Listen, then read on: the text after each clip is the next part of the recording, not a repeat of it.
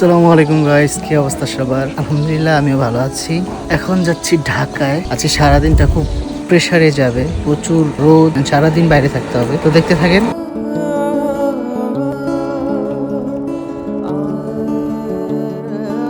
মাত্র নামছি বাস থেকে, প্রচুর গরম। আরে ভাই এত গরম লাগতেছে।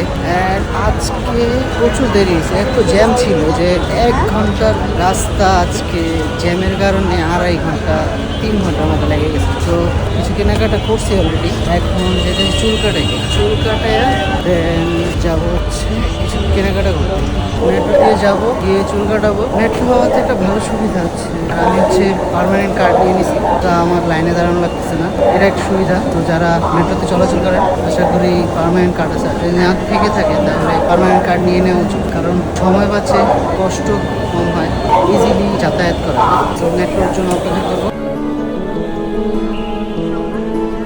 আজকে আমি খুব বাজে সিচুয়েশনে পড়ে গেছি মেট্রো স্টেশনে এসে। কখনোই যাওয়ার সময় আবার ফেরত আসি না, বাট আজকে আমি যেই কাজে যাব ওই কাজটা এখন না, আমার হচ্ছে বিকেল হয়ে যাবে। তো আমি যদি এখন না যেতে চাই তাহলে আমি যদি যেখান থেকে ঢুকছি, লাইক আমি গুলিস্তান থেকে ঢুকছি মেট্রোতে ওঠার জন্য, বাট আমার এখন যাওয়া লাগবে না, আমি চাইতে স্যার পরে যাবো।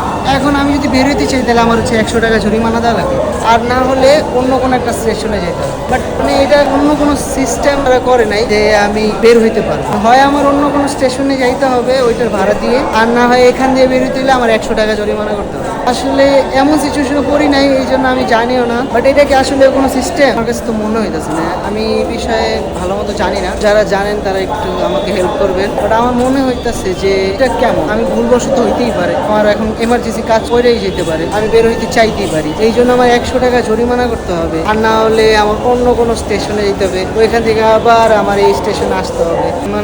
বাজে একটা সিচুয়েশন। আমি যাই না, কি করবো, অন্য কোনো স্টেশনেই যেতে পারবো, 100 টাকা তো দিব না। ঠিক আছে, কি করার, বিনা কারণে অন্য স্টেশনে যাইতেছে, কাছের কোন একটা স্টেশন। আরেকটা জিনিস দেখেন, এই এক্সকেলেটরটা দেখেন, দেখছেন নামতেছে না? এইটাও দেখেন নামতেছে। এখন আমি যদি এক্সকেলেটর দিয়ে যাইতে চাই কিভাবে যাব? কোনো ওয়ে নাই, আমার সিঁড়ি দিয়েই যাইতে হবে। পরিচালনা কিভাবে করতেছে না করতেছে কিছু জানি না।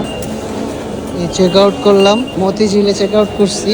এখন আমি আবার হচ্ছে মতিঝিলে চেক ইন করবো। দেখেন চেক আউট করলাম মাত্র, এই এখন আবার চেক ইন করছি। ঠিক আছে, যাতে আমার 100 টাকা বাঁচাতে পারে। 40 টাকা আর কি ডুবাইলাম 100 টাকা বাঁচানোর জন্য, 60 টাকা বাঁচলাম। এই এখন যাব আবারও সচিবালয়। 2-3 মিনিট হয়ে গেছে, গেট তো খোলেই নেই। খোলার পরে সামনের এইটাই খোলে নেই, এখন মনে হচ্ছে আবার নিয়ে যাবো। এই যে আবার খুলছে, কিন্তু এটা খোলে না।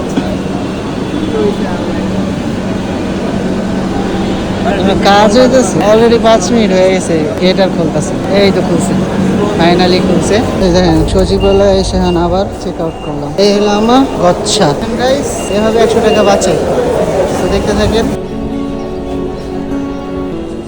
আমি সবসময় এই জায়গা থেকে গেঞ্জি নিই, আমার পরা যে গেঞ্জিগুলো দেখেন আপনারা, আমি এটা এখান থেকে। তো যারা পছন্দ করে সচিবালয় মেট্রো একটু সামনে আগাইলেই এই মামার দোকান। এই যে এই মামায় সবসময় গেঞ্জি পছন্দ করে দেয়। আমি অলরেডি 2-3টা গেঞ্জি নিয়ে আনিছি। যারা গেঞ্জি পছন্দ করবেন কম দামের মধ্যে ভালো মানের গেঞ্জি কিন্তু এই মামার কাছে পাবেন।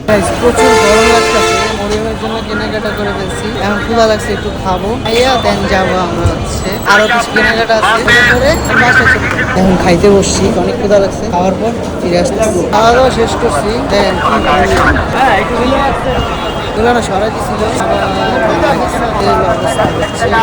বৃষ্টি এসে পড়তেছে, আমি আর ব্লগ কন্টিনিউ করতে পারতেছি না। আকাশের কি অবস্থা, ভারী বৃষ্টি হইব।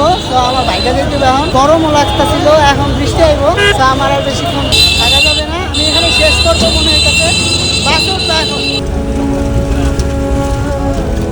এলো অবস্থা বাংলাদেশের বাস।